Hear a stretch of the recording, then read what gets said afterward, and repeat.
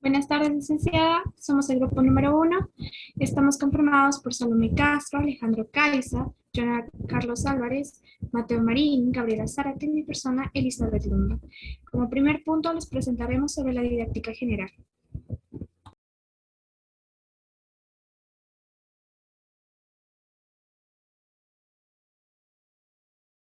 La didáctica general. Bueno, como mi compañera ya antes nos había presentado, mi nombre es Gabriela Zárate y les daré una introducción sobre este tema. La programación en el aula. ¿Qué es la programación en el aula? Es una metodología que los docentes tienen planificado para que una clase rinda de la mejor manera para que ésta pueda llevarse a cabo para todos sus estudiantes. Entre la programación del aula encontramos varios aspectos que mis compañeros les van a detallar. Bueno, tenemos las actividades.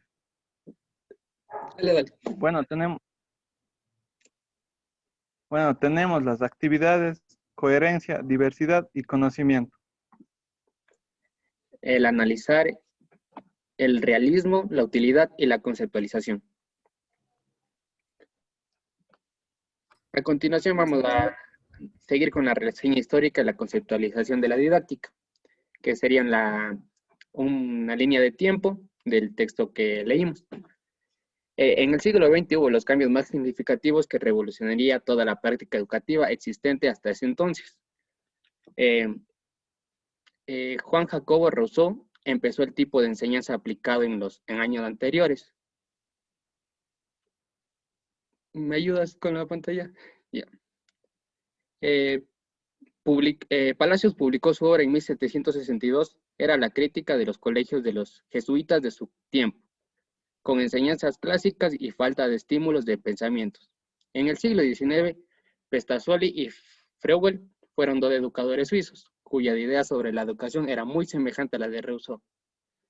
Se desarrolló otro plan educativo en Inglaterra llamado el Plan Lancaster. Este plan era estricto con la disciplina y control de asistencia. En esa época, Francis W. Parker abrió la escuela para promover la filosofía de la educación centrada en el niño. Cabe recalcar que los educadores suizos fueron los que fundaron el preescolar, fueron los primeros en tener el preescolar que tenían el control de los niños y luego le siguieron otros educadores.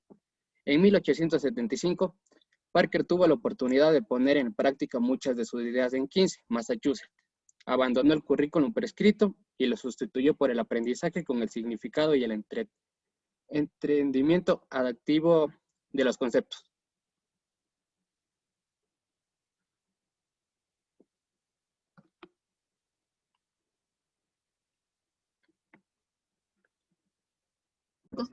María Montessori fue una mujer que logró cambiar los fundamentos de la pedagogía científica, también elaboró los ejercicios didácticos, verse cómo transformó el leer, tocar y se transformó en escribir. Estuvo influida por las ideas de John Dewey. En 1915, Caspaya escribió La educación pública y la democracia, que era un intento para desarrollar una teoría marxista de la educación. En 1918 se inició un movimiento con el objetivo de democratizar las universidades que habían sido hasta ese entonces elitistas y tradicionalistas. En 1919, el plan Winnicott fue el resultado del trabajo de John Dewey. Además, se crean las siguientes escuelas. La escuela de Dalton enfatizaba el aprendizaje a partir de los juegos en lugar de la memorización. La escuela de Landorf, fundada por Rudolf Steiner, estaba dirigida al intelecto, el corazón y las manos. En 1920 se produjo un auge del movimiento progresivo, el cual buscaba un equilibrio entre el individualismo y el colectivismo. Además, se decía que el alumno y el maestro no son el centro de la enseñanza. En 1921, Neil fundó la escuela de Summer Hill en Inglaterra. El objetivo de Summer Hill era dar a los niños la libertad de crecer emocionalmente, brindar control sobre sus propias vidas, crear una niñez feliz, sin interrupción ni intimidad adulta.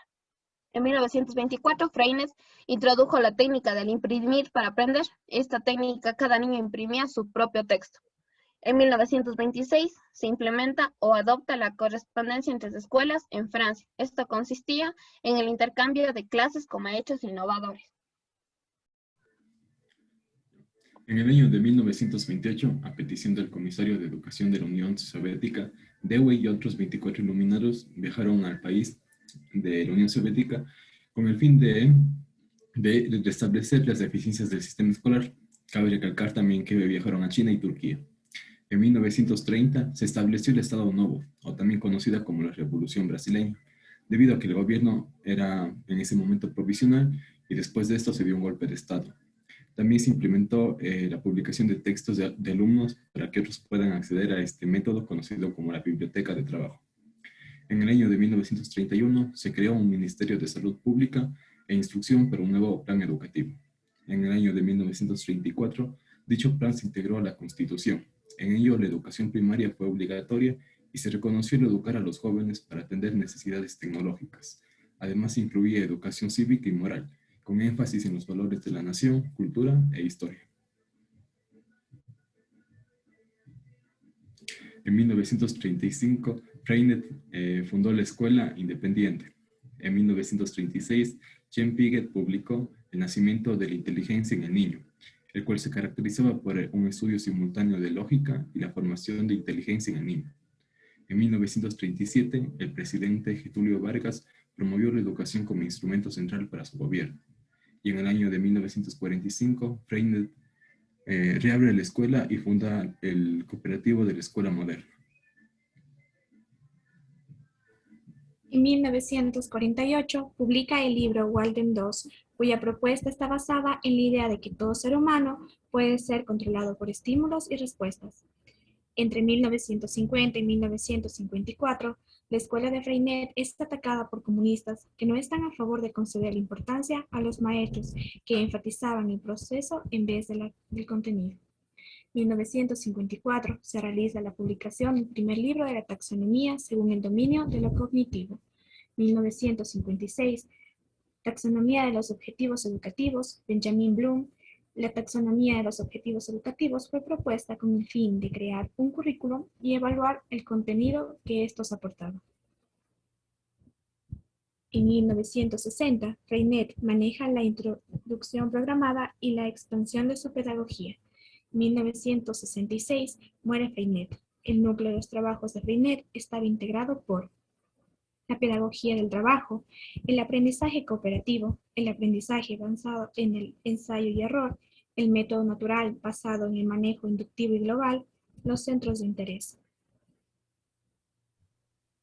En 2001 hubo un simposio en Cuba, titulado Didáctica de las Ciencias en el Nuevo Milenio, Pedagogía, 2001, en la cual los ponentes enfatizaron que la ciencia y la tecnología han influido más en la sociedad y en general en el planeta.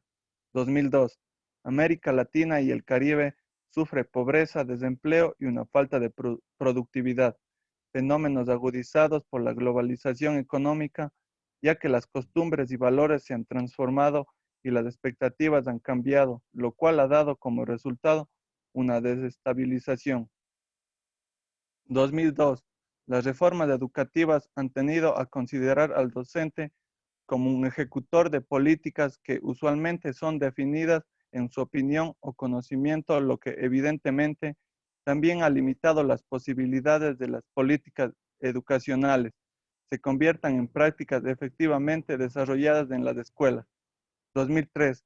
Las reformas educativas tienen el firme propósito de revolucionar el sistema educativo nacional, buscando obtener como producto final del mismo un ente capaz con conocimientos sólidos, con habilidades perdurables y utilizables para el resto de la vida en la solución de los diferentes problemas. 2003. En Perú existen varios grupos indígenas que comparten características con Bolivia, dado que las grandes montañas de los Andes juegan un papel importante en la vida del país. En Bolivia, los campesinos viven en áreas aisladas y frecuentemente no llega toda la ayuda pedagógica que es necesaria.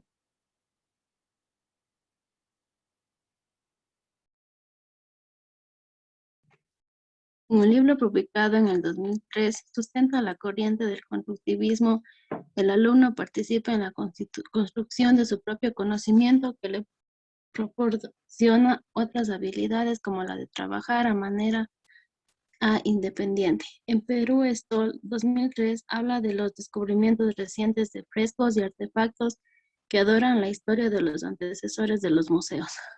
En los siguientes años, en los cuales la ciencia y la tecnología seguirán siendo muy importantes, la enseñanza de la ciencia debe formar a ciudadanos responsables, conscientes de los problemas que enfrenta la humanidad. Para los países de América Latina, estas propuestas son especialmente importantes para crecer y prosperar con justicia y equidad. Gracias.